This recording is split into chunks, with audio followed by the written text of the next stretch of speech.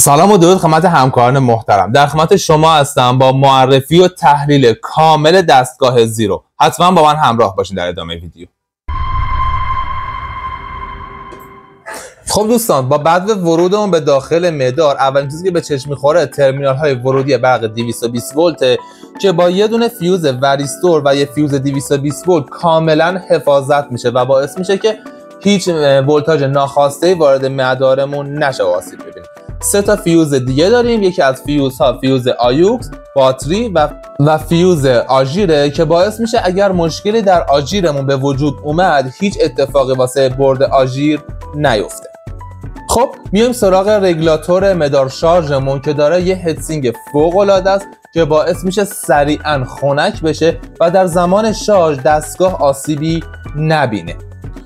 سپس میایم سراغ TIP هامون که زمانی که آژیر به صورت مداوم میزنه همیشه دیدیم که واقعا گرم میکنه و خیلی وقتا باعث آتش سوزی بردمون شده.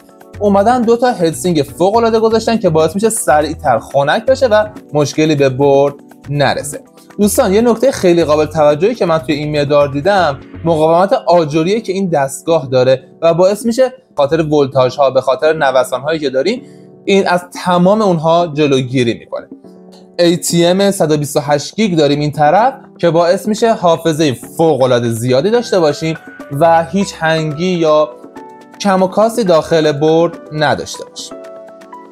یه دونه مگنت باز شدن درب داریم که دستگاه در هر صورت میشه به شما این هشدار رو میده که در دستگاه شما باز شده.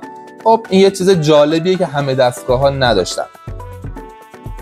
بعد از مگنت میرسیم سراغ 2 تا آنتن که یکی از آنتن ها باعث میشه که برد دستگاه ریموتمون فوق العاده زیاد بشه و یه دونه آنتن GSM که باعث خط‌دهی بهتر دستگاه توی هر محیطی میشه.